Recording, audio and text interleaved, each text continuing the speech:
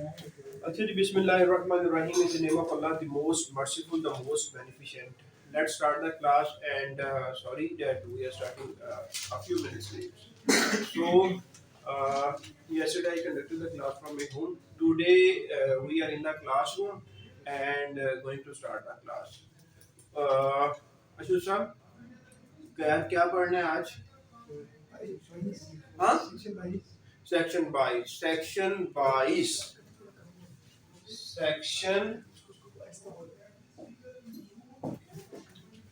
Respectable वे में उनको ना ठीक है सेक्शन 22 डिडक्शन सर 21 सॉरी है 21 है ये डेप्रिसिएशन हो जाएगा जी सर 21 डिडक्शन सेक्शन 21 डिडक्शन जी सर डिडक्शन नॉट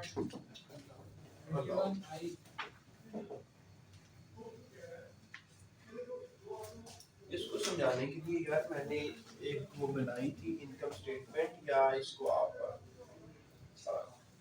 कह रहे स्टेटमेंट ऑफ कॉम्प्रिहेंसिव इनकम का एक एक्सट्रैक्ट या आप प्रॉफिट एंड लॉस अकाउंट कह लें। मैंने कहा था सेल्स 5 मिलियन की, कॉस्ट ऑफ सेल 3 मिलियन का, रिजल्ट आया gross profit that is 2 million. इसमें से इलेक्ट्रिसिटी, इसमें सैलरी, इसमें कमीशन, इसमें फ्रेट, इसमें और बहुत सी चीजें। चलो इसको 1 लाख कर देते हैं, सैलरी को 2 लाख कर देते हैं, कमीशन को 1 लाख कर देते हैं और फ्रेट को 50,000 कर देते हैं। तो इनको 1 2 3 3.5 और 15 लाख 16 लाख 50,000। यार देखो ये रेवेन्यू में ये सिर्फ एग्जांपल मैं बना रहा हूँ ताकि मैं आपको समझा सकूं कि डिडक्शन क्या है और डिडक्शन नॉट अलाउड क्या है। बेसिकली ये सारे के सारे खर्चे हैं, तो वो ये समझाना चाह रहा है कि खर्चों को जैसे इनकम टैक्स ऑर्डिनेंस 2001 में कहा गया है खर्चा वैसे करना है। अगर तुम खर्चा वैसे करोगे तो फिर मैं वो खर्चा माइनस करने की इजाजत दूंगा। अगर खर्चा जैसे मैं कह रहा हूँ वैसे नहीं करोगे तो मैं खर्चे को माइनस करने की इजाजत हरगिज नहीं दूंगा। तो सेक्शन 21 टोटली इसके बारे में देखो। अगर आपकी इनकम है, मिसाल के तौर पर अगर मैं कहता हूँ मैंने सेल की है 5 मिलियन की और कास्ट ऑफ सेल 3 मिलियन है, अगर ये मुझे वो माइनस करने की इजाजत नहीं देता तो मेरा ग्रॉस प्रॉफिट 2 मिलियन की बजाय कितना हो जाएगा? 5 मिलियन। तो इसलिए डिडक्शन अलाउड और डिडक्शन नॉट अलाउड बड़ी ही अहमियत की हामिल है, क्योंकि अगर डिडक्शन नॉट अलाउड हो जाएगी, आपने देखा आपका प्रॉफिट बढ़ गया और प्रॉफिट बढ़ गया। जब प्रॉफिट ज्यादा होता है तो टैक्स भी ज्यादा होता है, जब प्रॉफिट कम होता है तो टैक्स भी कम होता है, और जब टैक्स ज्यादा देना पड़ेगा तो टैक्स भी परेशान होगा। इस परेशानी से बचाने के लिए उन्होंने सेक्शन 21 दे दिया कि देख लो जब भी खर्चा करोगे इसके मुताबिक कर लेना, फिर हम आपको अलाउ करते जाएंगे, फिर आप टैक्स थोड़ा दे दोगे, जितना बनता है उतना दे दोगे। लेकिन अगर ऐसे खर्चा नहीं करोगे तो फिर आपके लिए मसाइल आएंगे, आपको टैक्स ज्यादा देना पड़ेगा। ये है डिडक्शन, ये है डिडक्शन, ये है डिडक्शन, ये है डिडक्शन, ये है डिडक्शन। ये कैसे करेंगे तो अलाउ होगी, कैसे नहीं करेंगे तो डिसअलाउ हो जाएगी। इसमें हमने कहाँ तक पढ़ लिया था? हमने जे तक पढ़ लिया था। ठीक है, लेकिन मैं जल्दी से मुझे बताते जाओ 21 A B C D E F G H I J, ताकि मैं ना वो क्विकली रिव्यू करता जाऊं सबके लिए। सबसे पहले tax cess rate paid profit based है 21 A जी। Cess tax tax and rate rate paid on profit basis. Paid on profit कहता है कि अगर तुम कोई सेस पे कर देते हो, कोई टैक्स पे कर देते हो, कोई रेट पे कर देते हो जो कि प्रॉफिट के ऊपर बेस्ड कर रहा होता है, जो कि ये प्रॉफिट है ना, इसके ऊपर बेस्ड कर रहा है, तो इसकी कहीं डिडक्शन लेने ना आ जाना। इसकी डिडक्शन। ये नजर आ रहा है इधर से, हाँ जी। हाँ, तो इसकी डिडक्शन ले लेना आ जाना। बेसिकली ये यहाँ पे ये कहना चाह रहा है कि तुम कोई प्रॉफिट बेस, इस प्रॉफिट की बेस के ऊपर कोई टैक्स पे करते हो, कोई सेस पे करते हो, कोई रेट पे करते हो, उसकी डिडक्शन मांगने नहीं आ जाना। ऐसी डिडक्शन नॉट अलाउड है। सेस का मैंने बता दिया था, सेस एक मखसूस किस्म का टैक्स होता है जो किसी खास पर्पस के लिए लगाया जाता है, और ये टैक्स ऑन टैक्स होता है कि एक दफा टैक्स लग गया, उस पर दोबारा टैक्स जब उस कमाई पे लगता है वो सेस होता है। एक दफा नॉर्मल टैक्स लगा तो वो टैक्स होता है। जब टैक्स ऑन टैक्स, और इस टैक्स का पैसा एक खास मकसद के लिए इस्तेमाल किया जाएगा, वो सेस हो जाएगा। इंडिया में हेल्थ का सेस है, एजुकेशन का सेस है, कि इनकम टैक्स को लग गया लेकिन एक खास किस्म का सेस लगाया जा रहा है ताकि वो पैसा इकट्ठा करके लोगों की हेल्थ के ऊपर लगाया जाए। तो इस सेस से जो अमाउंट आएगी, जो हेड मुकर्रर किया जाएगा, उस मकसद के लिए इस्तेमाल होगा। उसको कहते हैं रिंग फेंस कर देना।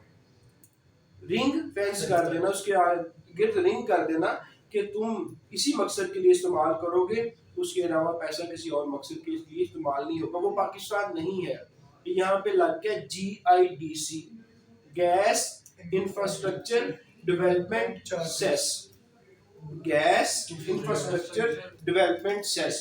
वो सेस प्रॉफिट बेस्ड नहीं है, वो कोई और है, इसलिए उसकी डिडक्शन अलाउड है।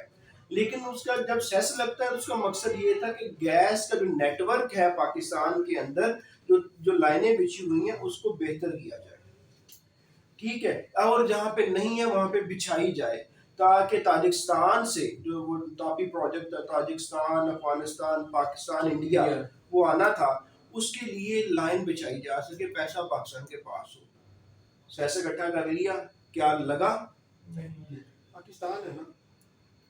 तो यहाँ पे सेस भी जो है, जिसकी डेफिनेशन ही कुछ और है, खास मकसद के लिए लगाया जाएगा, वो मकसद के अलावा पाकिस्तान पैसा यूज कर जाता है, ठीक है। तो यहाँ पे हमें 21A की समझ आ गई। 21B भी बता दो जी। Any amount of tax deducted under division. हाँ, कहता है कोई डिडक्शन एट सोर्स होगी, यही है ना, From an amount derived by the person.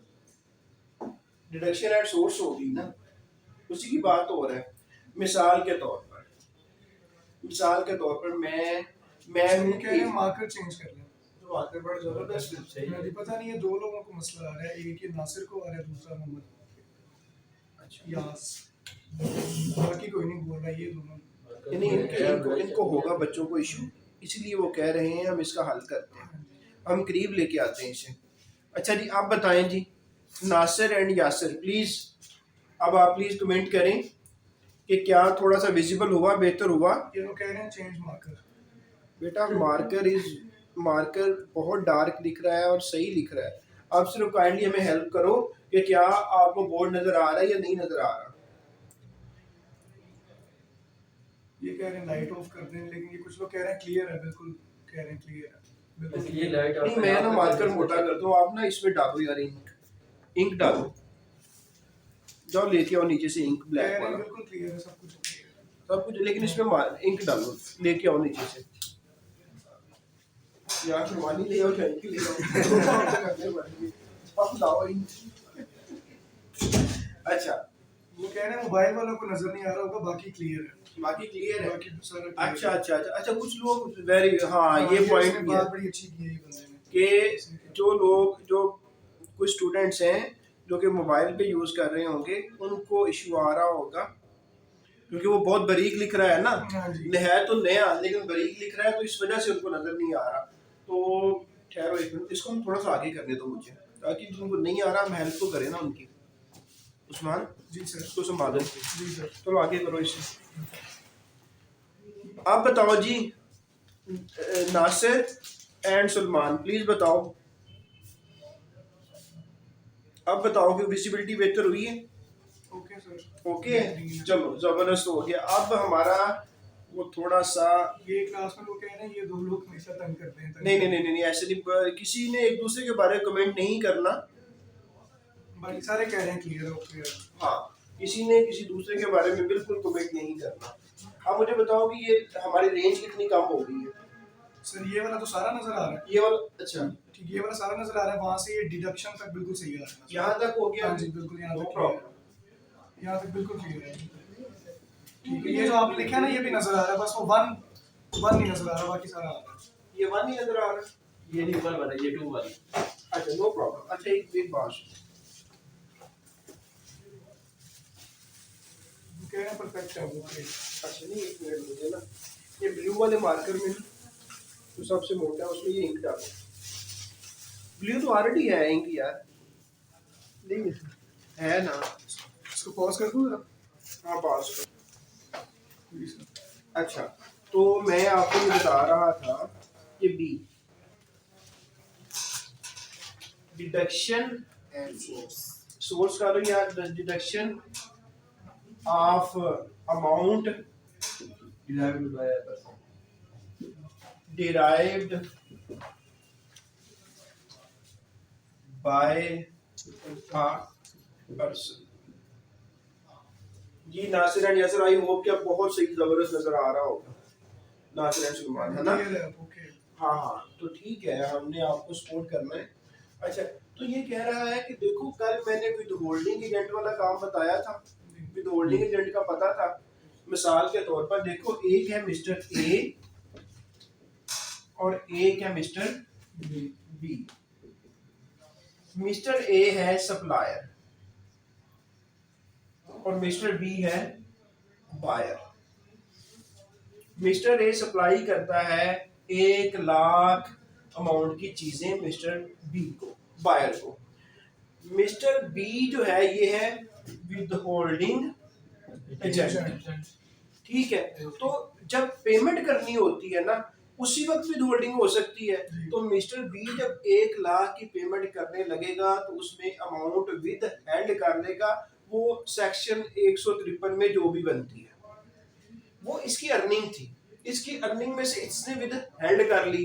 तो ये कहना चाह रहा है बी कि जब जनाब वो ये अमाउंट ड्राइव कर रहा है मिस्टर ए, मिस्टर बी ने उसमें से अर्निंग में से विद हेल्ड कर ली, डिडक्शन कर ली, इसको मैं डिडक्शन कह लूं कि मिस्टर बी ने डिडक्शन कर ली। तो जब मिस्टर बी ने डिडक्शन कर ली है तो ये मिस्टर ए यहाँ पे अपनी ये लिखते हुए कहीं ये नहीं लिखेगा कि जनाब मेरी डिडक्शन हो गई है, मुझे यहाँ पे उसको एक्सपेंस अलाउ कर दो।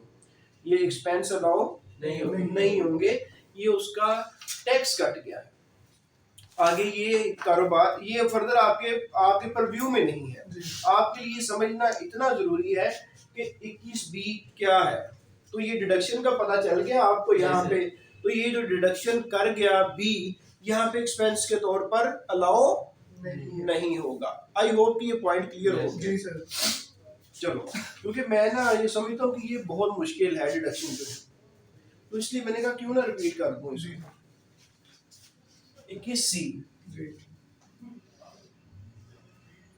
Any expenditure from which the person is required to deduct or अब कह रहे हैं कोई भी एक्सपेंडिचर। जी अच्छा अब यहाँ पे इसी मिसाल को लो जी कि मिस्टर ए सप्लायर है, मिस्टर बी क्या है, बायर। मिस्टर बी ने कितने का माल खरीदा, कितने की गुड्स खरीदी, 1,00,000 की। 1,00,000 की। यहाँ पे मिस्टर बी के ऊपर लाजम था कि वो 1,00,000 देते हुए इसमें कुछ अमाउंट को, वो कोई भी अमाउंट है वो विद हेल्ड करे, अपने पास रोक ले, पूरे का पूरा लाख जो है मिस्टर ए को ना दे दे। अगर मिस्टर बी फेल हो जाता है विद होल्ड करने में, तो उसने जहां पे आके डिडक्शन लेनी है ना, मैंने इतने का माल खरीदा था, वो क्या हो जाएगा, वो नहीं मिलेगी उसको। वो नहीं मिलेगा, वो डिसअलाउ हो जाएगा।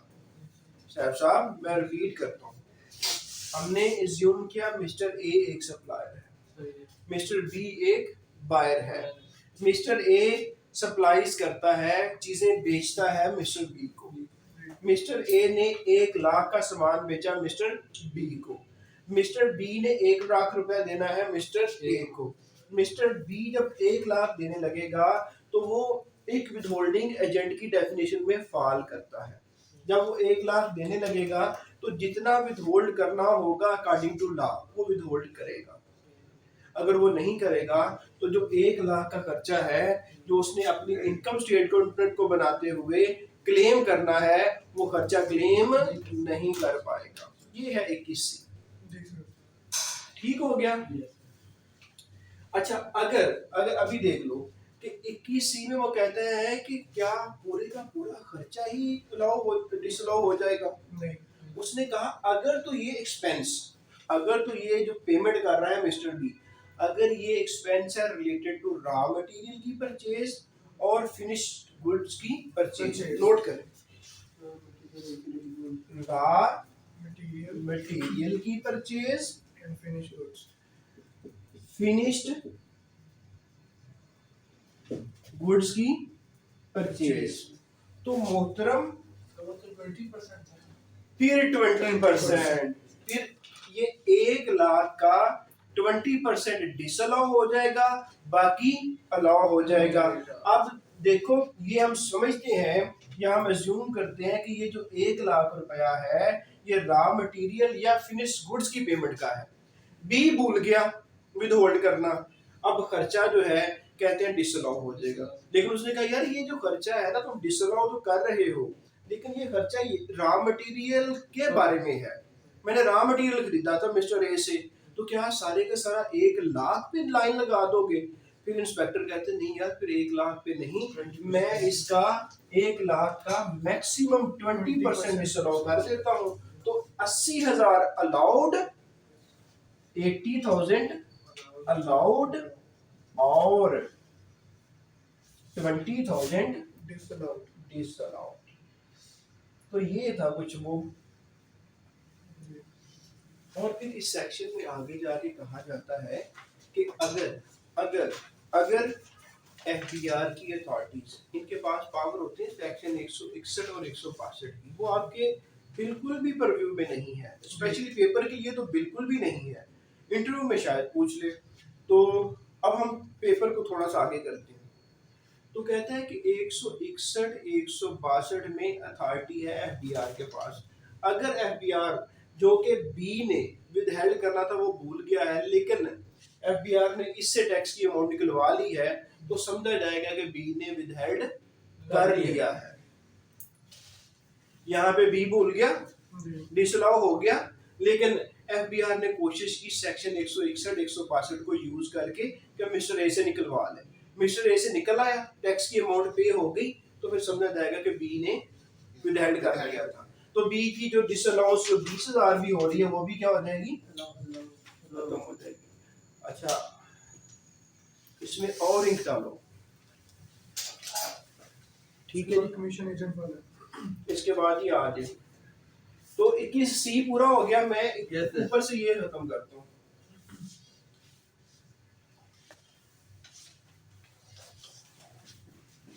ये सही चल रहा है?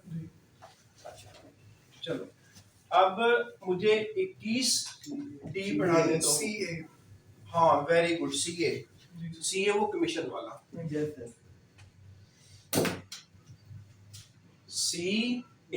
CA से बस ये याद रख लेना कमीशन वाला। अब देखो, अब हम कहते हैं कि मिस्टर ए, अब हम ऐसे कर लेते हैं, मिस्टर ए एक कारोबार का नाम है, ये थर्ड स्केड्यूल जो है सेल टैक्स एक्ट 1990, तो टोटल कितने स्केड्यूल हैं सेल टैक्स एक्ट में? हाँ 14 वाला कौन है? 13। आप कह रहे थे ना 14। 14वीं का चांद नहीं चढ़वा देता वहां पे। 13 में से 4 फौत, पीछे कितने? 9। ठीक है, 9 के 9 याद रखने, उसमें से पहला जो जिंदा है वो थर्ड है, जो रिटेल प्राइस के ऊपर, तो इसमें स्टैंडर्ड रेट 17% चल रहा हो। कहता है मिस्टर ए है वो चीजें बेचता है। चीजें कौन सी बेचता है? जो कि थर्ड शेड्यूल के अंदर लिखी हुई है वो चीजें बेचता है वो। अच्छा, वो कैसे बेचता है? उसने एजेंट रखे हुए हैं, ठीक है, एजेंट के थ्रू चीजें बेचता है।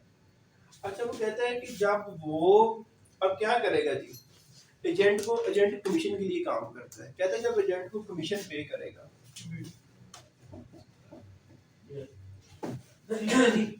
तो कितने परसेंट तक वो अलाउ है उसको उसको पेमेंट करना? 0.2% तक डिडक्शन 0.2% ऑफ व्हाट?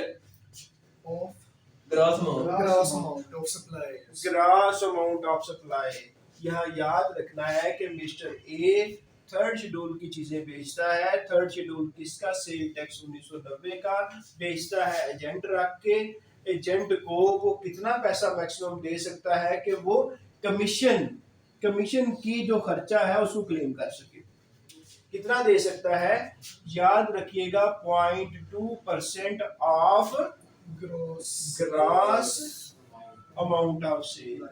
ये दोनों पॉइंट याद रखने हैं यहाँ पे, 0.2% और ग्रास अमाउंट ऑफ सेल। यहाँ पे 0.2% ऑफ परचेजेस कह सकता है, 0.2% ऑफ टर्नओवर कह सकता है, 0.2% ऑफ रेवेन्यू कह सकता है। लेकिन आपने क्या कहना है? 0.2% of Gross amount of sale. तो जितनी भी वो सेल करेगा, ग्रास सेल करेगा, उसका 0.2% तक अगर आप देते हैं तो आप यहाँ पे खर्चा क्लेम कर सकते हैं। अगर आप ज्यादा देते हैं तो सिर्फ 0.2% तक अलाउ होगा। ऊपर वाला क्या हो जाएगा? डिसअलाउ हो जाएगा। मिसाल के तौर पर अभी हम मिसाल ले लेते हैं कि आपने उसको कमीशन दे दिया है 1 लाख, उसने ग्रास सेल करवाई है, इधर मैं लिखता हूँ, ग्रास सेल कितनी करवाई है? 5 लाख। तो आप उसको कितना दे सकते हैं जी 0.2% के हिसाब से? जल्दी से बताएं। 1000। आप उसको दे सकते थे 1000, आपने कितना दे दिया? 1 लाख। वो यहाँ पे कांटा लगाएगा, कहेगा सिर्फ 1 लाख आपको खर्चे के तौर पर अलाउ है। जब 99,000 से 99,000 से आपका एक्सपेंस कम हो जाएगा तो 99,000 से आपका प्रॉफिट जो है वो इंक्रीज कर जाएगा। अच्छा, अब एक और एंगल से देखते हैं। उसने कहा ये जो एजेंट है ना, ये एटीएल में है। एजेंट जो है ना, इसको देखो क्या ये एटीएल में है?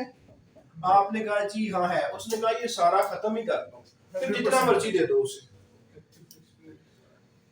अगर बंदा एक्टिव टैक्स पेयर लिस्ट के अंदर मौजूद है आपका एजेंट, तो फिर 0.2% of gross amount of sale का क्राइटेरिया ही, मैकेनिज्म ही, स्कीम ही उड़ जाएगी।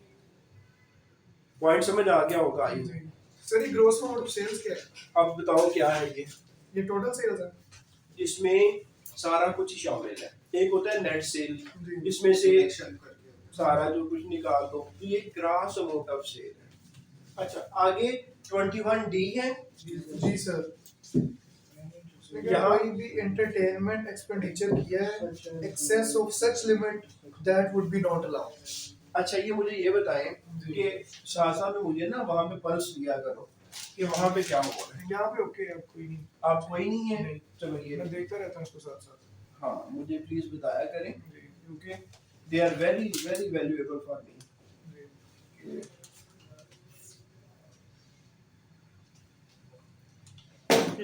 आपने ये मार्कर ये रखा है भर के? ये दोबारा भरा है?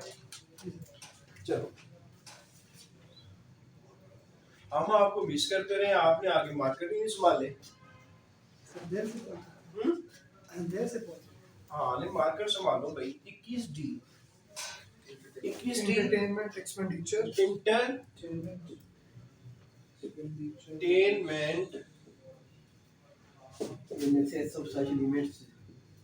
तो इसके लिए सिर्फ सिंपल यार ये है कि इंटरटेनमेंट ऐसे इतने आप करो जितने की कुछ लिमिट्स हैं, कुछ कंडीशंस हैं जो कि एफबीआर बताएगा। एफबीआर ने इनकम टैक्स ऑर्डिनेंस के अंदर नहीं बताया, बल्कि इनकम टैक्स रूल 2002 के अंदर जाके बता दिया। तो इनकम टैक्स रूल 2002 जो है वो हमारे सिलेबस में शामिल नहीं है, तो हम यहाँ तक रह जाते हैं। हम सिर्फ इतना ही याद रख सकते हैं कि जो वर्डिंग लिखी हुई है, as prescribed of such limit in excess of such limit. तो बस जी, जो वो लिमिट बता देंगे वहां तक आप एंटरटेनमेंट एक्सपेंडिचर कर सकते हैं, उससे आगे आप नहीं कर सकते। अच्छा, ई हमने वो प्रोविडेंट फंड के बारे में बात की थी। जी सर, अनअप्रूव्ड। अब 21 ई जो है वो कंट्रीब्यूशन, जी, made by the person contribution कर रहा है एम्प्लॉयर, ठीक है, फंड, कहाँ कर रहा है? फंड में टूवर्ड्स फंड, कौन से? Provident fund. अनअप्रूव्ड है वो सारे के सारे अनअप्रूव्ड है। Number 1 provident fund, pension fund. Number 2 pension, sir ये वाले सारे अप्रूव्ड लिखे हैं इसमें। छोड़ो ना, Okay. ऊपर नाट लिखा हुआ है ना यार पहले, ग्रेजुएटी, जी, और फोर्थ पे सुपरएनुएशन। सुपरएनुएशन और गारंटी लिख दिया। तो बस याद रखिएगा, वो सिर्फ ये कहना चाह रहा है कि एम्प्लॉयर जो है वो कंट्रीब्यूशन कर रहा है कहाँ पे? अनअप्रूव्ड है provident fund, pension fund, gratuity fund, superannuation fund. तो वो जितने भी पैसे इन फंड्स के अंदर डालेगा वो एक्सपेंस क्लेम नहीं कर सकता। 21 ई कहता है कि जितने भी पैसे इन फंड्स के अंदर डालेगा वो एक्सपेंस क्लेम नहीं कर सकता। अब आ जाओ एफ के अंदर। जी, वो कहते हैं any contribution made by the person to any हाँ provident ठीक or है other fund। ठीक है, उसने कहा जी कि अब ये अनअप्रूव्ड खत्म कर दो, ये अप्रूव्ड में डाल रहा है। जी, यहाँ पे एफ क्या कहता है? ये अप्रूव्ड में डाल रहा है। क्या डाल रहा है? फंड में पैसे कंट्रीब्यूशन कर रहा है इनके अंदर, ठीक है, वो इनके अंदर कंट्रीब्यूशन कर रहा है। आपको पता है ना प्रोविडेंट फंड क्या होता है? सबको पता है। अगर वो एम्प्लॉई है, अगर नहीं है तो मैं बता देता हूँ कि जब आप परमानेंट एम्प्लॉई बन जाते हैं तो आपका एम्प्लॉयर आपको एक ऑप्शन देता है। वो कहता है कि आप प्रोविडेंट फंड में अपनी सैलरी का, अपनी बेसिक पे का कुछ हिस्सा जो है ना वो डाल दिया करो, ताकि जरूरत के वक्त तुम्हें काम आ सके। फिर जितना तुम डालोगे ना उतना मैं एम्प्लॉयर उतना मैं डाल दूंगा। तो जो यहाँ पे कंट्रीब्यूट कर रहा है एम्प्लॉयर अप्रूव्ड वाले फंड में, यहाँ पे चारों स्कीमों के अंदर, वो एक्सपेंस क्लेम कर सकता है। लेकिन ये जब प्रोविडेंट फंड में पैसा मिलता है एक एम्प्लॉय को, वो उसकी सैलरी का हिस्सा बन जाता है। उसकी सैलरी क्या हो जाती है? बढ़ जाती है। जब सैलरी बढ़ती है तो टैक्स भी क्या हो जाता है? बढ़ जाता है। वो कह रहा है कि कंट्रीब्यूशन जो ये कर रहा है एम्प्लॉयर इन फंड के अंदर, उसको हम एक्सपेंस क्लेम करवा देंगे, लेकिन वो अरेंजमेंट करेगा। क्या करेगा? Arrangement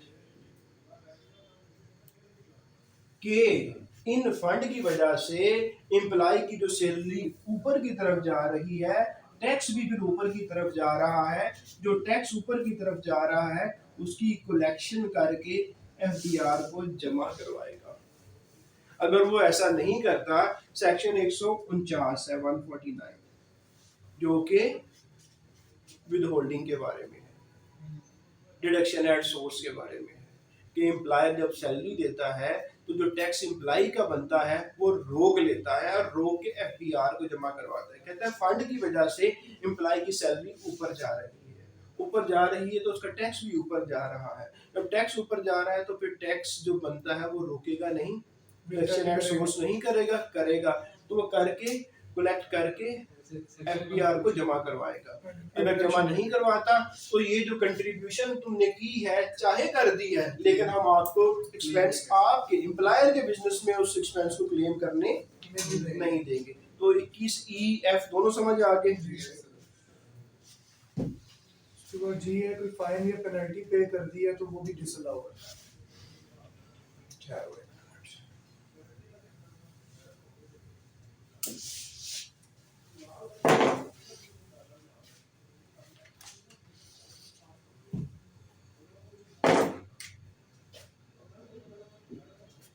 fine, penalty Are be paid or payable.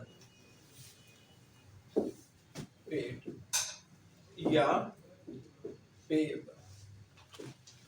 अब मुझे बिलीव है कि ये बहुत क्लियर नजर आ रहा होगा यहाँ पे। ये अच्छा हो गया उनके कहने की वजह से, देखें जिनको नहीं भी आ रहा था उनको भी सही समझ आ रहा होगा। ठीक है, अब इतना मोटा मोटा जो है। अच्छा, अब देखो वो कह रहा है कि बिजनेसमैन जो बिजनेस इनकम कमा रहा है, बेसिकली हम पढ़ क्या रहे हैं, बिजनेस इनकम।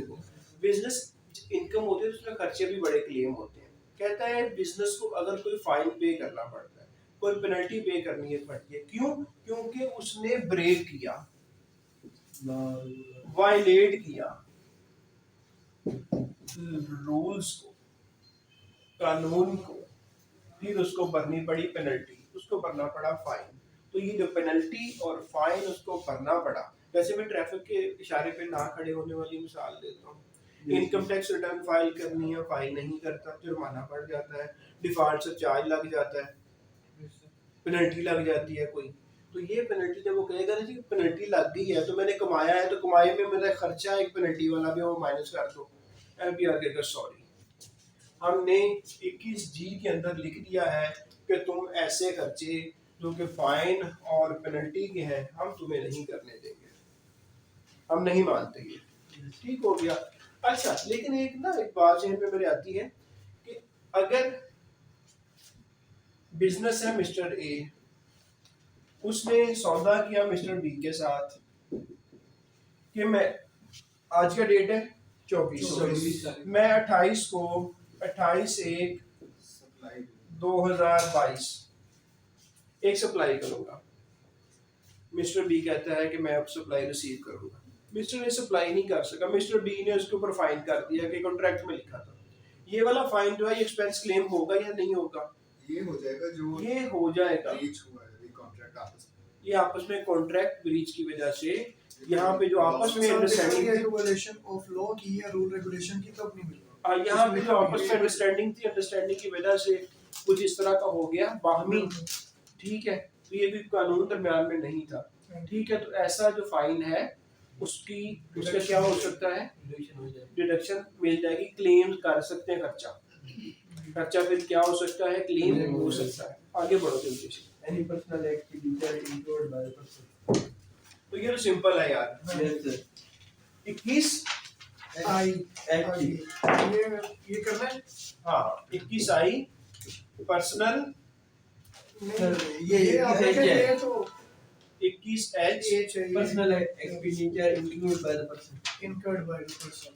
तो कोई भी पर्सनल एक्सपेंडिचर अगर आपने किए हुए हैं तो वो तरफ पर्सनल एक्सपेंडिचर के खर्चे आप बिजनेस में क्लेम नहीं कर सकते। आपको ये भी पता है कि business separate entity concept, separate entity concept, business and owner of the business two separate persons. जो बिजनेस का ओनर है वो अपने खर्चे बिजनेस के अंदर क्लेम नहीं कर सकता। आगे जी। Five. any amount carried to a reserve fund or capitalized in any way। जी, तो amount carried to reserve fund, carried to reserve fund reserve fund or capitalized In any way. are capitalized any Way. way। अच्छा, यहाँ पे वो कहता है कि चाहे कोई अमाउंट आप रिजर्व फंड में ले लें या उसको आपने कैपिटलाइज कर लें, किसी भी सूरत में इसका आप एक्सपेंस क्लेम नहीं कर सकते। पेपर में आएगा, आपने कह देना है कि हाँ जी इसका एक्सपेंस क्लेम नहीं हो सकता। बस ये थोड़ी सी समझने की जरूरत है कि रिजर्व फंड क्या होता है कि आपके पास पैसे पड़े हैं, यू हैव अमाउंट, आप क्या करते हैं सेविंग अकाउंट खुलवाते हैं और उस अकाउंट में पैसे डाल देते हैं। कहते हैं जी कि बिजनेस का पैसा हम इधर रख रहे हैं, कहीं कोई अनहोनी होगी, कोई एमरजेंसी आ गई तो हम इसको निकाल के यूज कर लेंगे। कोई बिजनेस को झटका लगा, बिजनेस सस्टेनेबिलिटी लूज करने लगा तो हम इस फंड को निकालेंगे और इसको इस्तेमाल कर लेंगे। ठीक है, ऐसी अननोन हैपनिंग से बचने के लिए। तो ये आपने क्या किया, रिजर्व फंड में पैसा डाल दिया। तो रिजर्व फंड में पैसे डालने का हर किस मकसद नहीं है कि आप एक्सपेंस क्लेम करना शुरू कर दें। ठीक है, आप इसको एक्सपेंस क्लेम नहीं कर सकते। और कैपिटलाइज, आप कोई भी काम करते हैं ना जी, वो एक्सपेंडिचर होता है अगर आपको खर्चा करते हैं, होता है कि नहीं होता? होता है अगर एक्सपेंडिचर का फायदा एक साल के अंदर अंदर मिल रहा हो, जी। एक साल के अंदर, वो क्या होता है? एक्सपेंस। और अगर एक्सपेंडिचर का फायदा एक साल से ज्यादा मुद्दत तक मिल रहा हो, तो वो बन जाता है आपका क्या? एसेट। मिसाल के तौर पर आप फ्रिज ले लेते हैं, फ्रिज का फायदा एक साल में मिलता है या ज्यादा अरसे तक मिलता ज़्यादा रहता असर है? मिलता है। आप गाड़ी ले लेते हैं, आप प्लांट ले लेते हैं, और दूसरी तरफ आप कर लेते हैं स्टेशनरी ले लेते हैं। स्टेशनरी का फायदा एक साल के अंदर मिलता है या ज्यादा अरसे तक मिलता रहता है? एक साल से कम मिलता नॉर्मली एक साल के अंदर स्टेशनरी जो है वो खत्म हो जाती है। तो जो एक साल के अंदर फायदा मिलता है उसको हम एक्सपेंस कहते हैं। एक्सपेंस कहाँ आते हैं? इनकम स्टेटमेंट के अंदर। एक्सपेंस कहाँ आते हैं जी? कॉमर्स वाले स्टूडेंट। के अंदर। और जो एसेट्स आते हैं ये कहाँ जाते हैं? बैलेंस शीट के अंदर। ठीक है, तो बैलेंस शीट के अंदर जो आप चीज ले जाते हैं उसे कैपिटलाइज कर लेना कहते हैं। तो इनकम स्टेटमेंट में चले गया, आपने एक्सपेंस क्लेम कर लिए। तो कहते हैं कोई भी चीज जिसको आपने कैपिटलाइज कर लिया है, जी। आपने एसेट बना लिया है, उसको आप एक्सपेंस के तौर पर क्लेम नहीं कर सकते। However, जो बैलेंस शीट में चली जाती है चीज, उसकी क्या होती है? डेप्रिसिएशन। तो उसकी डेप्रिसिएशन तो क्लेम होगी, उसको सीधा सीधा आप एक्सपेंस क्लेम कर लेंगे। नहीं करेंगे, एक्सपेंस क्लेम नहीं करेंगे, बल्कि उसकी को डेप्रिशिएट करेंगे कैपिटलाइज करने के बाद। Depreciation को कर बात सकते समझ आ गई या नहीं आ गई? आप लोग को आई है? इधर भी कुछ पता चला या नहीं चला? चले, ओके जी। हैं। हाँ जी, किसी ने पूछा तो नहीं कुछ? बस ठीक है। तो ये भी हो गया, आगे चले। Any profit on debt, brokerage, commission, salary, or other remuneration paid by an association of persons to a member of the association. बस जे जो है 21 जे, हाँ जी। 21 जे एओपी। इसमें सिंपल याद रखिएगा कि एओपी अपने मेंबर्स को, एओपी कैसे होती है? मेंबर्स मिलकर एक एसोसिएशन ऑफ पर्सन बनाते हैं ताकि कारोबार किया जाए मुनाफा कमाने के लिए, इसको एओपी कहा जाता है। अच्छा, वो कहता है जो मेंबर्स हैं ना वो सैलरी ले सकते हैं, ना वो कमीशन ले सकते हैं, Now profit on debt, Brokerage. ना वो प्रॉफिट ऑन डेट ले सकते हैं, now brokerage, ना वो ब्रोकरेज, और ना ही कोई remuneration. और ना कोई रिम्यूनरेशन। तो वो कुछ भी नहीं ले सकते, वो सिर्फ अपना प्रॉफिट के अंदर से शेयर ले सकते हैं। ठीक हो गया? तो ये किस ये है कि मेंबर्स। ब्रोकरेज क्या होता है? ये आमतौर पर ब्रोकर नहीं बैठे होते हैं, प्रॉपर्टी वाले या broker, property dealer and broker. ठीक है, स्टॉक एक्सचेंज पे चले जाओ, आपको नफा हो नुकसान हो, सेल और परचेज पे उन्होंने क्या करना है? Brokerage लेनी है। ब्रोकरेज ले लेनी है। अच्छा जी, वो ब्रोकर हाउस ही होते हैं ना। हाँ जी। स्टॉक एक्सचेंज पे एक ब्रोकर, स्टॉक एक्सचेंज पे ब्रोकर बनने के लिए आपके पास करोड़ों की इन्वेस्टमेंट होनी चाहिए रजिस्टर्ड ब्रोकर बनने के लिए। Pakistan stock exchange Lahore office चले जाओ, कराची चले जाओ, छोटा सा किया तो वहाँ वो लेके बैठे होते हैं, वो करोड़ों में है। ठीक है जी, ताकि आप रजिस्टर्ड ब्रोकर बनने के लिए आपको बहुत तगड़ी इन्वेस्टमेंट करनी पड़ती है, तब जाके आप एक रजिस्टर्ड ब्रोकर बन सकते हैं। ठीक है जी, चलो तो फिर आप लोगों के भी यहाँ पे ट्रांजैक्शन कर सकते हैं, क्योंकि देखो आप ब्रोकर बन के आप ट्रांजैक्शन, फरत ने खरीदना है, उस्मान ने बेचना है, उसने अपने ब्रोकरेज ले ही देनी है, चाहे कुछ भी हो जाए, चाहे फरत को नुकसान हो, उस्मान को फायदा हो, कुछ भी हो रहा हो, उसने कहना है मैं ट्रांजैक्शन करवाई, मेरे पैसे इधर रख दो। चलो जे के बाद जी बस यहीं तक कल पढ़ाया था कि आई है। आई जी, बताओ जी। Any expenditure for a transaction paid or payable under a single account head. बस ठीक है, कोई भी एक्सपेंडिचर है ना, चाहे पेड किया है हाँ जी। या Payable है। Payable, Under a single account head. Single account head. यहाँ पे ना बेसिकली वो करना क्या चाह रहा है, वो डॉक्यूमेंटेशन ऑफ इकोनॉमी की तरफ लेके जाना चाह रहा है। वो कह रहा है कि तो मैं तुम्हें खींच के लेके जाने लगा हूँ कि जब मिस्टर ए और मिस्टर बी आपस में ट्रांजैक्शंस करें तो जो पैसे का लेना देना जो है वो बैंक के थ्रू करें, ठीक है,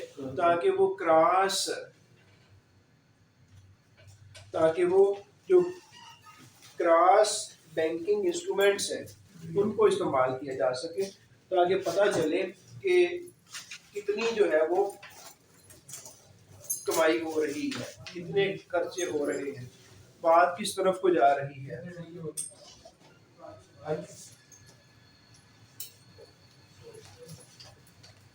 ठीक है जी, ये वो कहना चाह रहे हैं। अच्छा, तो अब हमने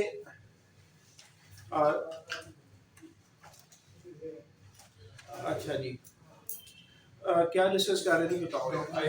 सिंगल हेड हाँ, मैं क्रॉस चेक से मैं ये आपको बताना चाह रहा हूँ कि कोई भी एक्सपेंडिचर चाहे पेड है या पेएबल है वो सिंगल अकाउंट हेड। अब आप कहेंगे सर सिंगल अकाउंट हेड क्या, मसलन आप के रेंट एक्सपेंडिचर हैं, रेंट एक्सपेंडिचर ये क्या है, एक हेड है,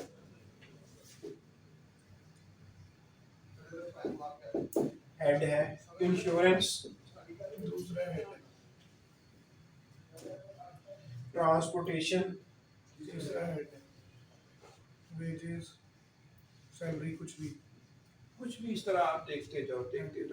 वो कहता है जी कि मेरी बात सुनो, जब भी एक हेड के अंदर साल के दौरान एग्रीगेट सबको इकट्ठा करके, एग्रीगेट याद रखिए क्या होता है, सबको सबको इकट्ठा करके, एग्रीगेट एवरेज नहीं है, ठीक है, औसत नहीं है, ये क्या है, सबको मिला के कहते हैं एग्रीगेट करके 2,50,000 से अगर एक्सीड कर गए, ठीक है, तो फिर आप जब ये इस हेड के खर्चे पे कर रहे होंगे तो आपने कैसे करने हैं, आपने थ्रू बैंकिंग चैनल करने हैं, चाहे आप एटीएम के थ्रू ट्रांसफर कर दें पे के बिजनेस अकाउंट में, चाहे आप ऑनलाइन बैंक ट्रांसफर कर दें, चाहे आप पे ऑर्डर बना के दे दें, चाहे आप क्रॉस चेक दे दें, कुछ भी दें, लेकिन थ्रू बैंकिंग चैनल होना चाहिए।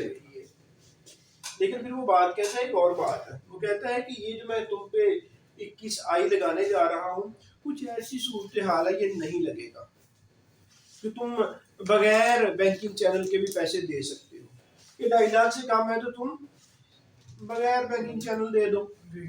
और दूसरा, अगर ये आपकी सालाना रेंट एक्सपेंडिचर है, अगर ये महाना आप 24,999 दे रहे हो ना, तो फिर भी तुम इस तरह करो विदाउट बैंकिंग चैनल दे, इंश्योरेंस दे रहे हो ना, तो 25,000 या मैं कहना चाह रहा हूँ 25,000 या इससे कम, ठीक है, अगर इससे कम दे रहे हो ना तो बगैर बैंकिंग चैनल के दे दो, फिर भी तुम्हें डिडक्शन क्लेम कर सकते हो। लेकिन ये भी 25,000 से ज्यादा है और सबको मिलाकर 2.5 लाख से ज्यादा है, फिर तुमने अगर कैश दिया, तुमने हाथ से पैसा पकड़ा दिया, तो फिर तुम खर्चा क्लेम करने के लिए आए तो तुम्हें सोटे पड़ेंगे, ठीक है, फिर एफबीआर का इंस्पेक्टर बैठा होगा वो कांटा मार देगा, तो ये कोई खर्चा नहीं है। और जब 2.5 लाख खर्चा क्लेम नहीं कर सकते आप 2.5 लाख से ज्यादा, तो उसका मतलब है प्रॉफिट आपका उतना बढ़ गया तो उतना टैक्स बढ़ गया, उतना टैक्स बढ़ गया तो वो कहेगा इंस्पेक्टर साहब आप कुछ लेन देन कर लिया, ठीक है जी, ये गलती तो हुई थी, लेकिन अब हम किसने देखना है, इतने ज्यादा टैक्स पेयर है, आपसे कौन पूछेगा, थोड़ा सा कर लें, आए उधर भी तो देना है ना, 40-50 हजार, चला 25-30 हजार में बात खत्म करते हैं। सैफ ने कहना ये नहीं बड़ा ऐसे नहीं होता 25-30 पे नहीं होता, मैं कम से कम 40 तो होना चाहिए ना चलो जी, इसमें ये नाम में मेंशन है इंश्योरेंस के लिए, इतना ट्रांसपोर्टेशन के लिए यार उन्होंने सिर्फ मिसाल दे रहे हैं सर, एग्जांपल सिंपल उसने कहा हेड कोई भी हो, उस हेड के अंदर हेड ये कोई, स्लैब वैसे एग्जांपल के लिए बनाई, उसने कहा हर हेड अगर उसका 2,50,000 से क्रॉस कर जाता है तो आपने बैंकिंग चैनल के थ्रू ही देना है, और फिर एक ट्रांजैक्शन जो है उसका भी 25,000 से क्रॉस करना जरूरी है, जब ये 2 क्राइटेरिया गुजर जाएंगे तो फिर आप पे लाजम वो मलजूम हो जाएगा कि आप बैंक के थ्रू ही इन करें और आउट करें। लेकिन अगर ये खर्चे वो कहते हैं कि बिजली का बिल है, हाँ जी, फिर फ्रेट ये है। फिर एप्लीकेबल नहीं होगा 21 आई। बिजली का बिल आप अपने मुलाजमों को कहीं जाओ जमा करवाओ, इजी पैसा के थ्रू करवा दो, जैसे भी करवा दो। वो ये नहीं है कि आप अपने बिजनेस बैंक अकाउंट से लेस्को के बिजनेस बैंक अकाउंट में ही ट्रांजैक्शन करेंगे तो फिर आपको वो एक्सपेंस क्लेम कर सकते हैं, नहीं, फिर आप कैश भी दे सकते हैं लेस्को को जाके।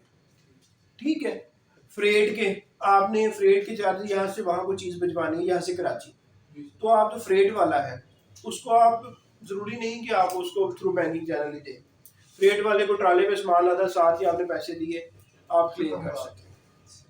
ठीक है जी, ट्रैवल ट्रैवलिंग के लिए फ्रेट वाला हो गया और इस तरह के और खर्चे हो गए। वो सारे सब एम मैं आपको बता देता हूँ, अगर आप कोरियर वगैरह करते हैं वो भी ऐसे हो जाएगा।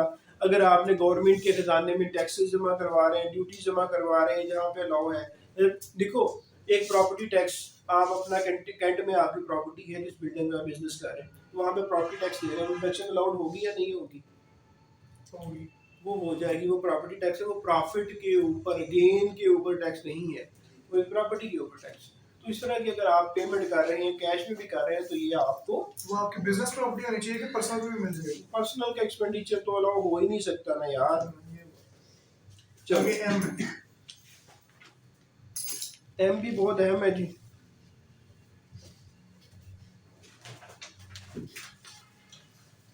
हाँ जी, जूम पे खामोशी है। हाँ जी, जूम वाले बहुत अच्छे स्टूडेंट हैं यार, यकीन मानो।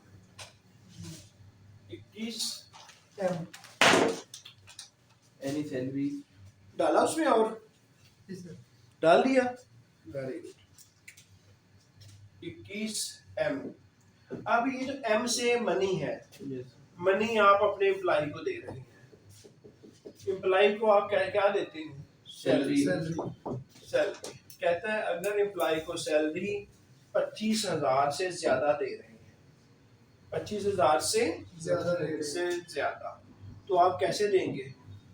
Cross check. क्रॉस चेक और बैंक ट्रांसफर क्रॉस चेक। ठीक है जी। और अगर आप 25,000 या 25,000 से कम दे रहे हैं तो आप कैश भी दे सकते हैं।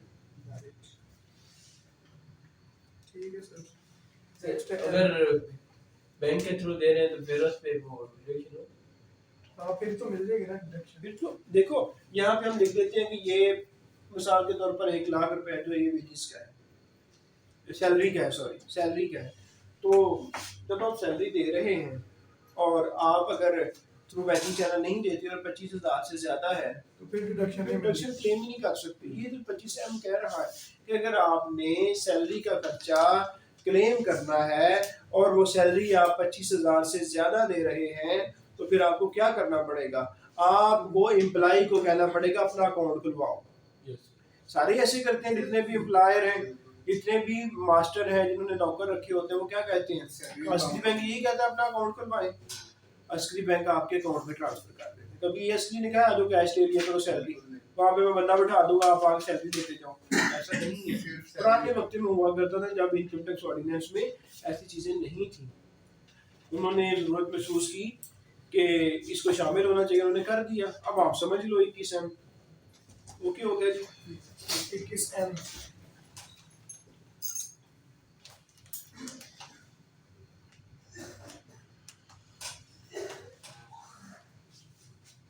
चलो, बंदे बड़े बीमार हो गए यार, ये लगता है उमनी शोमनी आ गया हाँ जी, है ना। उम्मीद आ गई कि हाथ से जाके आ गए। ओमिक्रॉन। अच्छा जी, 21 एम बताओ जी। Expect as provided in Division 3 of this part any expenditure paid or payable of a capital nature.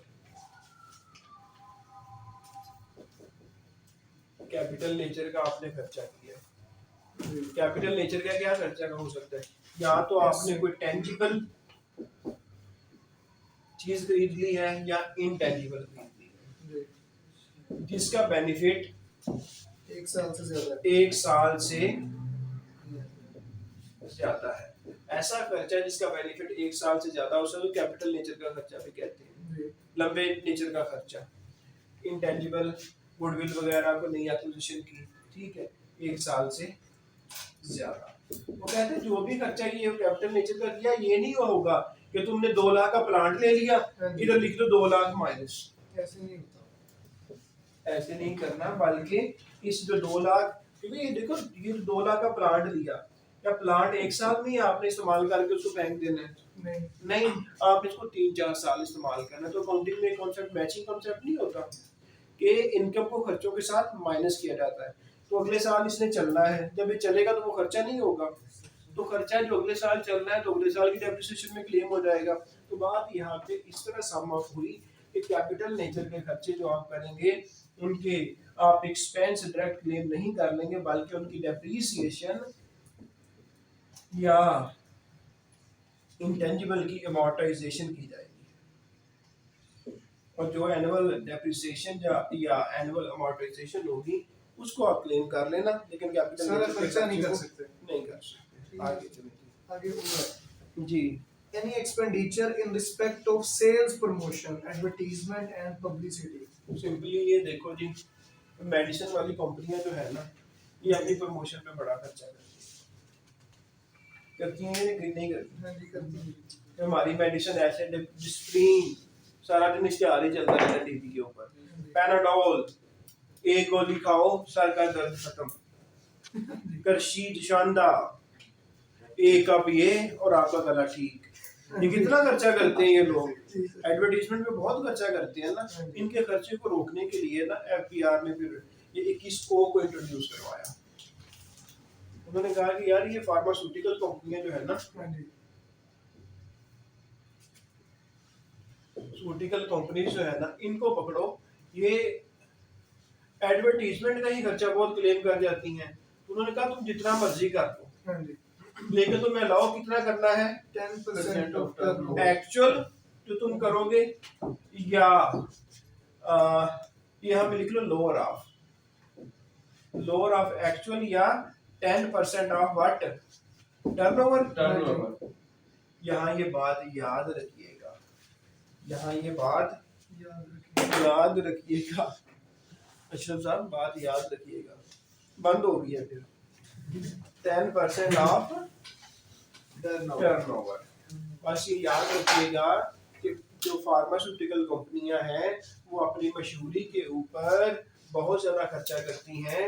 तो खर्चे को एक हद में रखने के लिए गवर्नमेंट ने कहा कि तुम जितना मर्जी खर्चा करो, हम वो भी देख लेंगे, और हम देख लेंगे आपके टर्नओवर का 10%, इनमें से जो भी कम होगा उतना तुम यहाँ आगे खर्चा क्लेम कर लेना, बाकी तुम्हें हमें इससे ऊपर नहीं जाने देना। वो कहते हैं हमने टीवी बेचने इश्तेहार चलाए, पैनाडोल बेचने के लिए हमने इतना ज्यादा एडवर्टीजमेंट का खर्चा कर दिया, 10% तक, जो मर्जी किया 10% में ले लो बस। 10% तक, ठीक हो गया जी।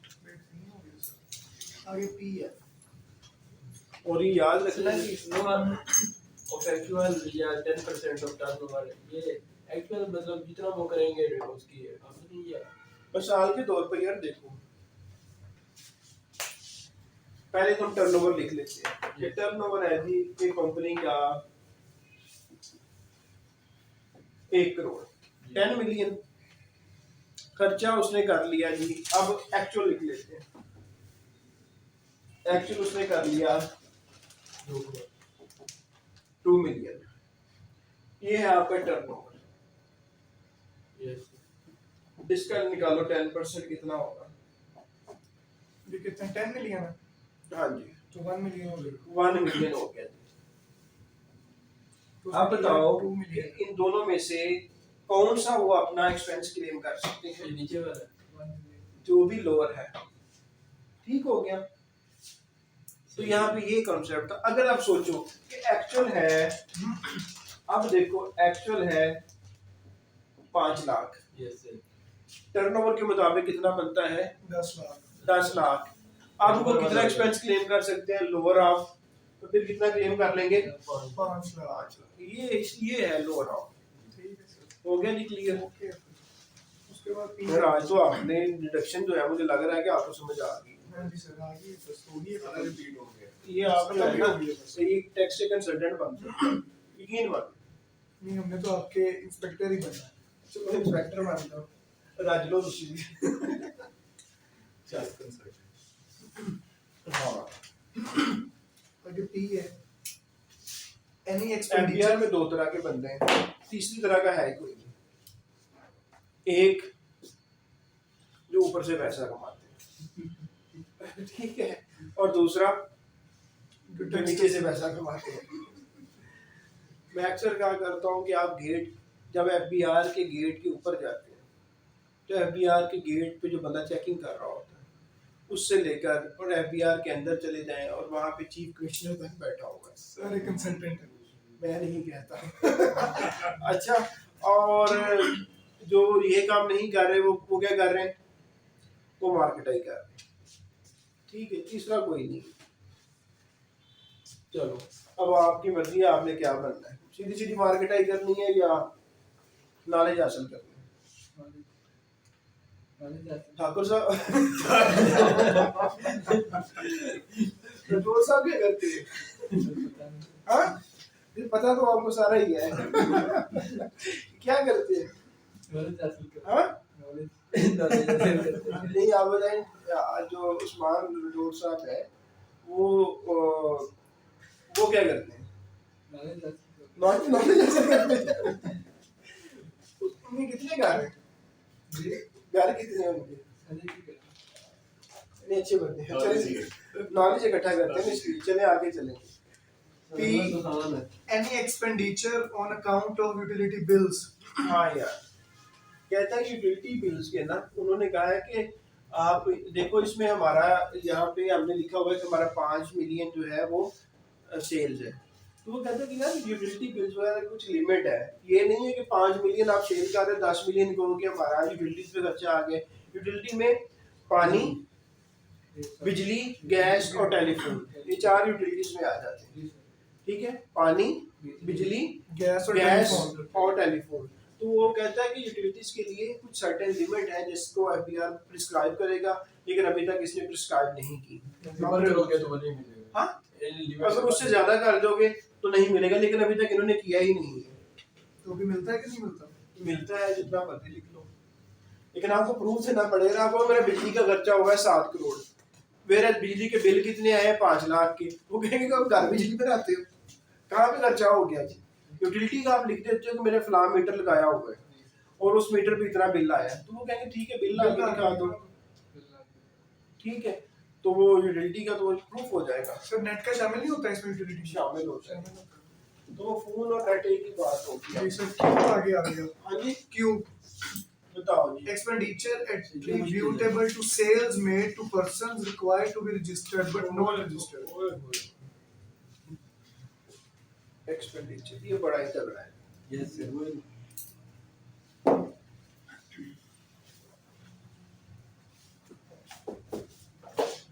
कहता है कि एक्सपेंडिचर किए हैं क्योंकि आपने सेल की हैं।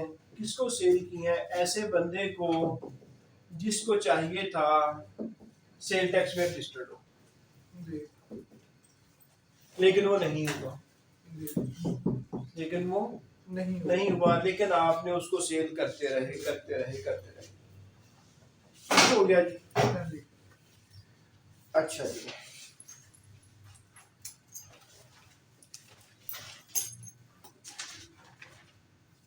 तो फिर वो कहता है कि जनाब जो आपने एक्सपेंडिचर किए हैं, अब मेरी बात ध्यान से सुनिएगा। आपने सेल की, किसको की? एक बंदे को की, पर्सन को की। उस पर्सन को चाहिए था कि को सारे चुप रहेंगे जी, सैफ साहब बताएंगे कि कौन सा सेक्शन है वो सेल टैक्स का एक्ट का जो कि डील करता है रजिस्ट्रेशन को। आराम से रजिस्ट्रेशन करनी है। किन किन बंदों को चाहिए वो सेल टैक्स में रजिस्टर्ड हो, कौन सा सेक्शन डील करता है? 13, 14, 15, 16 जी।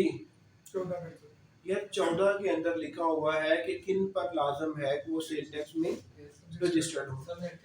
ठीक है, तो ये याद क्यों नहीं करते? याद है थोड़ा सा सुनाइए।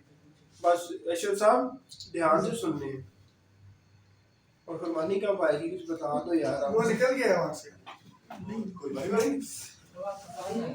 अभी नहीं आएगा। फ्लाइट आएगी बर्फबारी बहुत ज्यादा है इधर। बराबर बहुत ज्यादा है। चलो एक्सपेंडिचर अब देखो, कहते हैं सेल की तुमने एक ऐसे बंदे को जिसको चाहिए था वो सेल टैक्स में रजिस्टर्ड हो, अंडर सेक्शन तो नहीं लिखा हुआ लेकिन हमें पता है कि सेक्शन 14 में चाहिए था, आपने उसको सेल कर दी, सेल करके आपने पैसे कमा लिए। कहते हैं जब सेल करोगे तो आपने वो सेल करने के लिए कुछ खर्चा किया होगा। जी मैंने खर्चा किया है। तो उसने कहा फिर मैं तुम्हें वो जो खर्चा है ना, तुम्हें मैं मना कर रहा हूँ, तुम सेल अनरजिस्टर्ड बंदे को नहीं करना जिसको चाहिए था रजिस्टर्ड हो। फिर भी तुम उसको रजिस्टर्ड कर उसको सेल कर रहे हो, तो मैं तुम जो इसको सेल करने के लिए खर्चा कर रहे हो, जो चीजें खरीद रहे हो, जो उसको बेचनी है, मैं तुम्हारा खर्चा खत्म कर दूंगा, तुम्हारा खर्चा यहाँ से माइनस करवा दूंगा, तुम्हारा प्रॉफिट बढ़ेगा, टैक्स तुम पे बढ़ जाएगा। इसलिए तुम अनरजिस्टर्ड बंदे को सेल ना करो। अगर करनी है तो कुछ मैं लिमिट बताने लगा हूँ, उसके अंदर रह के करो। वो लिमिट क्या है जी? Shall not exceed 10% of total deduction. हाँ कि तुम उसको 100 मिलियन, यही लिखा हुआ है जी, Yes, sir. 100 Million. मिलियन या और जी 10% of total. हाँ जी बता दो जी। सर वो ऊपर अदा चाहिए नीचे 100 मिलियन के अलावा कोई और कुछ भी लिखा है सालाना और फिर कोई महाना नहीं लिखा हुआ है। हाँ पर पर्सन ये पर पर्सन। तो बस ये सुने कि ये कहता है कि इस बंदे को तुम 100 मिलियन से ज्यादा सेल नहीं करोगे। अगर तुम करोगे तो फिर तुम्हें एक्सपेंडिचर जो है वो डिसअलाउ हो जाएंगे। किस फार्मूला के तहत डिसअलाउ होंगे वो मैं आपको बता देता हूँ। ए बी ज़रब सी। अब ए बताओ, ए क्या है? टोटल अमाउंट ऑफ डिडक्शन कहता है जो टोटल डिडक्शन क्लेम कर रहे हो। बी बताओ, turnover for the tax year turnover of tax year. और सी बताओ, total amount of its sales exclusive of ये जो जिस बंदा, ये वो बंदा है ना, सी क्या है? वो बंदा है, इसको आपने जो सेल की है टोटल सेल, लेकिन सेल्स कौन से वाली जिसमें सेल टैक्स शामिल ना हो और एफईडी यस सर शामिल ना हो। तो वो बताने लगा है कि आपको एक्सपेंडिचर इतने डिसअलाउ होंगे। कितने डिसअलाउ होंगे? A divided by B multiply by C. A यहाँ पे क्या है? टोटल डिडक्शन जो आपने क्लेम की हुई है, यस तकसीम आपका टोटल टर्नओवर मल्टीप्लाई बाय आपने इस बंदे को जो सेल की है, आपने इस बंदे को जो सेल की है। अच्छा ये वाला क्वेश्चन जो है इसका मैं फौरन क्लास के बाद आपको न्यूमेरिकल सेंड करता हूँ, उस न्यूमेरिकल की आप प्रैक्टिस करें। होपफुली आपको इस चीज़ की समझ आ जाएगी। अगर नहीं आएगी तो फिर क्या होगा, हम इसका न्यूमेरिकल बोर्ड के ऊपर कर देंगे, आप लोगों के सबके पास इसकी पिक्चर चली जाएगी। लेकिन यहाँ पे ये बात याद रखनी बहुत जरूरी है, 100 मिलियन इस बंदे को 100 मिलियन, ये बंदा इसको चाहिए था सेल टैक्स में रजिस्टर्ड। जब 100 मिलियन जैसे ज्यादा करोगे तो फिर आपको जो एक्सपेंडिचर है इससे डिडक्शन यूं मिलेगी अगर 100 मिलियन से ज्यादा की तो। एग्जैक्टली सर एक और चीज भी है हाँ मैं वो बताने लगा हूँ। और फिर वो कह रहा है कि इसका जो जवाब निकलेगा, जी ठीक है, उसको उसको कंपेयर किया जाएगा किसके साथ? Total expense 10% of what? Total deduction 10% of total deduction. मिसाल के तौर पर 10% ऑफ टोटल डिडक्शन अगर बन जाता है 1 मिलियन और यहाँ पे आ रहा है 2 मिलियन, तो डिडक्शन नॉट अलाउड सिर्फ 1 मिलियन की होगी, ना कि ना कि वो 2 मिलियन की हो जाएगी। इसको समझने के लिए मैं आपको न्यूमेरिकल सेंड कर रहा हूँ, उस न्यूमेरिकल को आप देखें, उसकी प्रैक्टिस करें और फिर समझ नहीं आएगी तो हम उसी न्यूमेरिकल को जो आपके पास पहुँच चुका होगा उसको हम क्लास में नए सिरे से डिस्कस कर लेंगे। आज के लिए बस इतना ही कि आज हमने 21 सारे का सारा पढ़ लिया और समझ लिया। तो ये अच्छा जी, मोबाइल की रिकॉर्डिंग बंद करें, मैंने इनको कुछ मैसेज दिया।